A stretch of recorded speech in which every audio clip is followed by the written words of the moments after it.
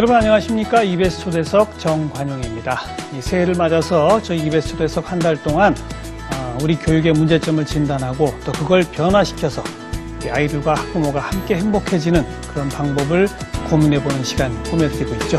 자, 그 1월의 마지막 순서로 우리 교육행정을 총괄 책임지고 계신 황우여 부총리, 황우여 교육부 장관을 오늘 초대했습니다. 어서 오십시오. 안녕하십니까. 네. 벌써 한 반년 됐네요. 네. 8월이죠? 네. 임명되신 게. 네. 사회부총리 겸 교육부 장관. 네. 부총리는 지난 연말에 이제 법이 통과됐고요. 그렇죠, 그렇죠. 네. 벌써 시간이 빠르네요. 글쎄요. 네. 어떻게 이제 다 적응되셨죠? 네. 여러 가지로 정리가 되고요. 이제 그동안 정책을 심차게 새해부터는 추진하는 일만 남았죠. 네. 5선 국회의원의 여당 대표까지 지내셨고, 이제 장관, 부총리. 어떠세요? 국회의원 당대표 시절이 좋으세요? 지금이 좋으세요? 그 당은 또 좀 성격이 다르지만 아주 그 에너지가 많이 소비되는 데죠. 또 늘 그 상대가 있지 않습니까? 여야가, 예, 또 정부도 있고요. 그래서 거기는 다르죠. 근데 우리 장관의 일은 이제 그 부처를 중심으로 해서 그래도 한 줄로 쭉 갈 수가 있어서 예. 나름대로는 뭐가 집중하는 그런 일이 된다 싶습니다. 적성이 더 맞으세요? 그러면 행정부 쪽이? 다 그냥 맡은 일을 열심히 하는 거죠. 네.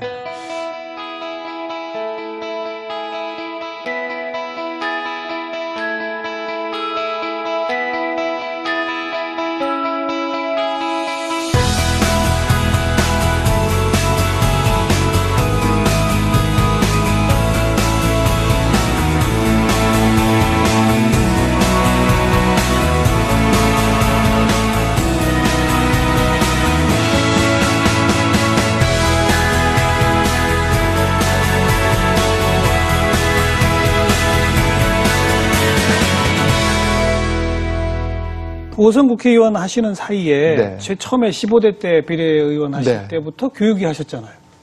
전부 우리가 해보니까 벌써 14년이나 국회 네. 상임위 중에 교육위를 하셨더라고요. 네, 제가 처음에는 그 교육위가 관심이 없는 부서였어요. 비인기 상임위. 네네. 그렇죠. 그리고 예. 정쟁이 많고요. 그래서 당시에는 사실 기피위원회로서 제가 한번 가니까 빠져나올 수가 없는 거예요. 오겠다는 사람이 없어서? 그렇습니다. 참 요새는 굉장히 네. 좀 달라지고. 지금 경쟁률이 5대1만 이렇게. 네, 예, 그렇습니다. 그리고 또 제 지역구가 제가 볼 때에는 뭐 저희 지역뿐만 아니라요. 처음 국회의원 시작하니까 기본이 교육이겠다 이런 생각이 들면서 이제 제가 지역의원으로서도 그리고 또 교육이 국가적으로도 중요하잖아요.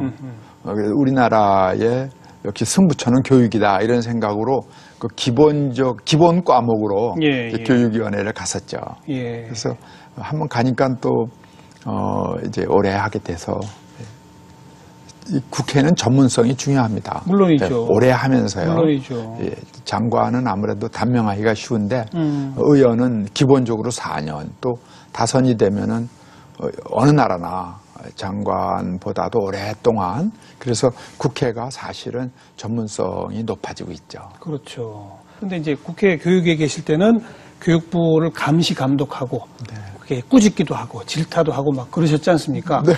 근데 이제는 바로 그 감시를 당하고 질타를 받는 위치에 가 계신 거 아니에요? 그렇습니다. 어떻습니까? 그 격세지감이 느껴지세요? 어떠세요?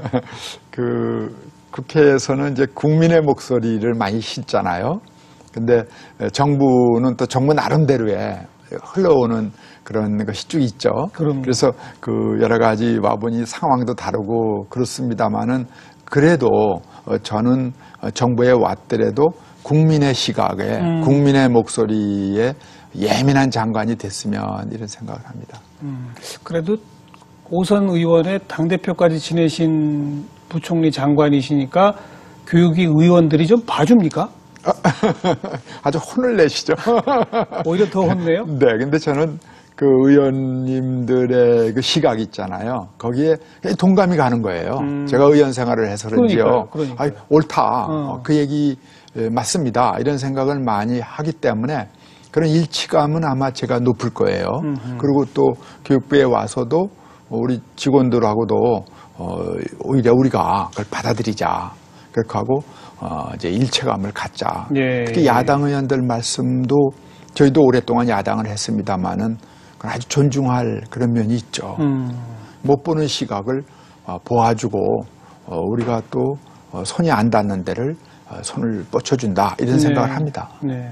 오늘 장관님 모셨으니까 이 새해 교육부의 이런저런 청사진 정책 방향에 대해서 하나하나 우리 시청자분들께 좀 알려주시는 그런 기회를 삼았으면 좋겠고 워낙 뜨끈뜨끈한 쟁점이 많아서 네. 제가 쟁점을 좀 하나하나 던지겠습니다. 네. 제일 먼저가 이제 수능이에요.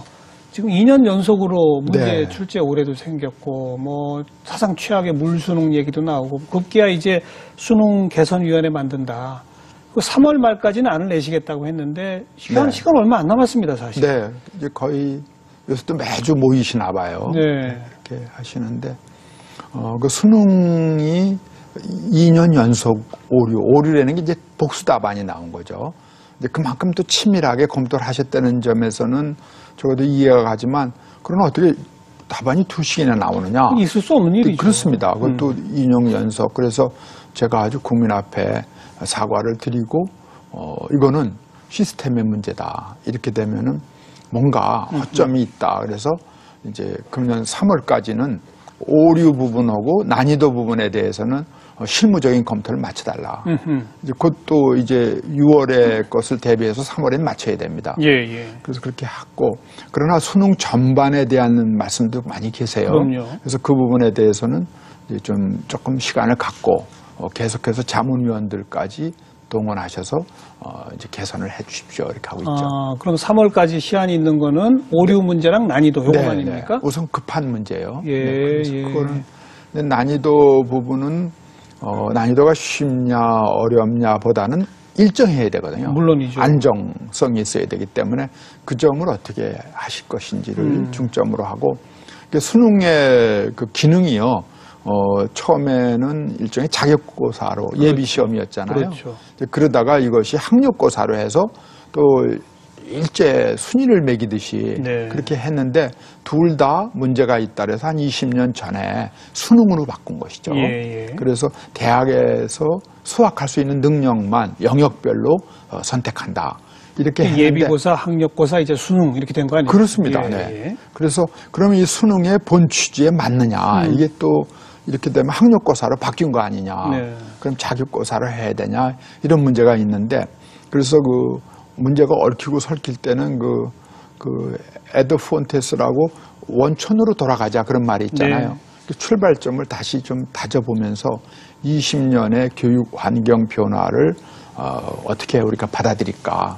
그래서 수능 그러면은 대학 중심으로 생각하니까 이것이 대학 교수님이 주도하는 대학에서 공부할 수 있는 자격을 대학이 점검하는 것으로 이렇게 성격이 맺어졌는데 그러니까 고등학교 교육이요.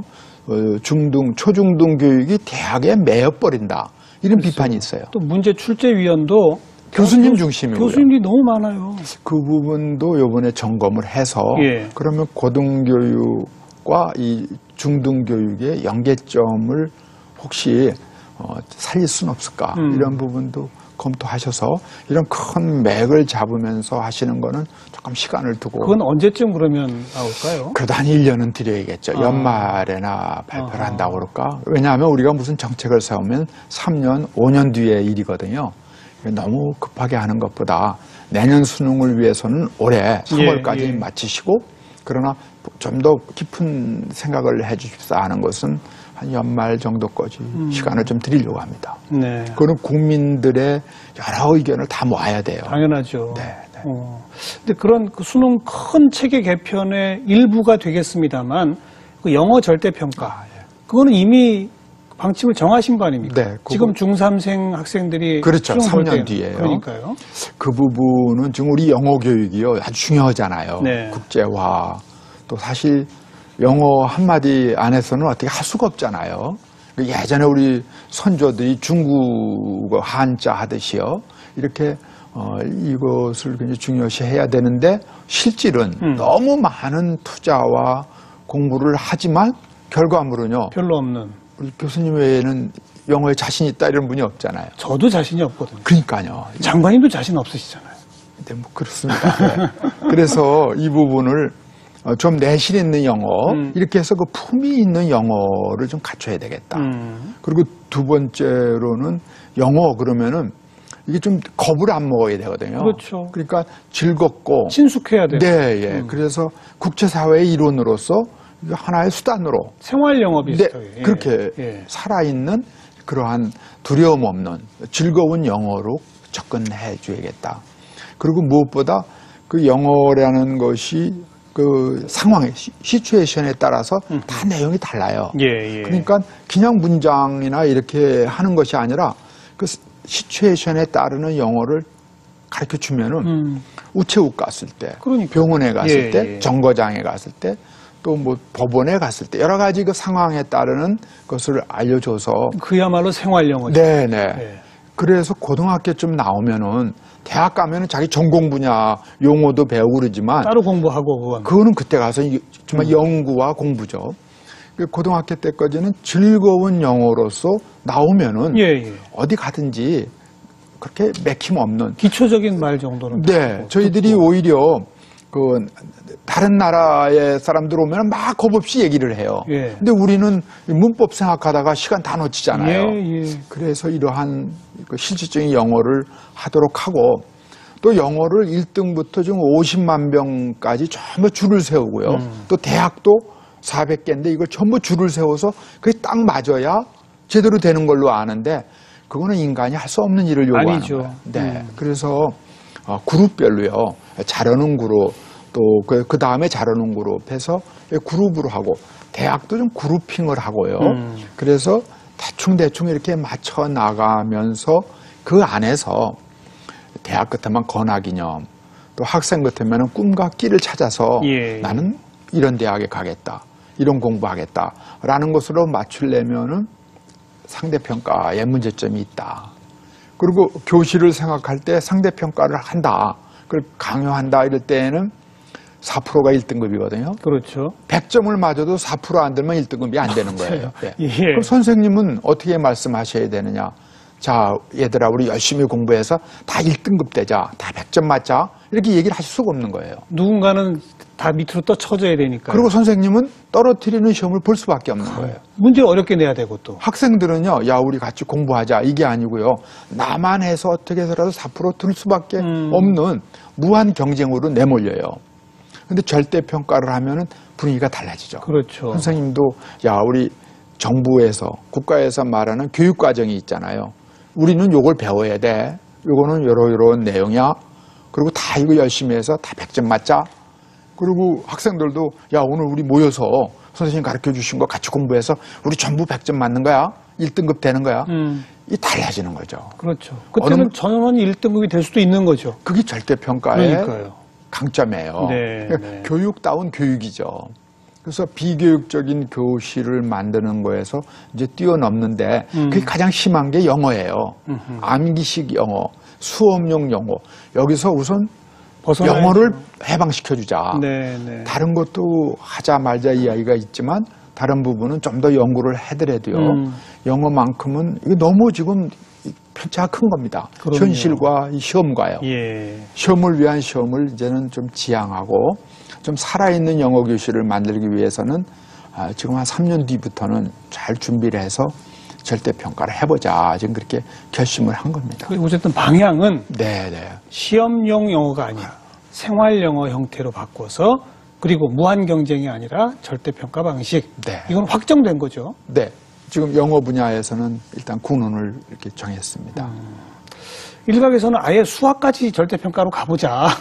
이 얘기는 좀 아까도 언급을 하셨습니다만 더 연구가 필요한가요? 어떻게? 수학 분야도 사실은 수학 점수는 잘 나오는데 제일 수학을 안 좋아하는 어떻게 보면 싫어하는 수학 그러면 아주 영 싫어하는 그런 학생이 많다는 거 아니에요? 예. 그래서 그 부분도 방향은 이제 뭔가 개혁을 해야겠다 싶은데 그래도 영어만큼의 그렇게 심각성은 아직 좀 그래서 그 부분은 더 연구 중에 있어요.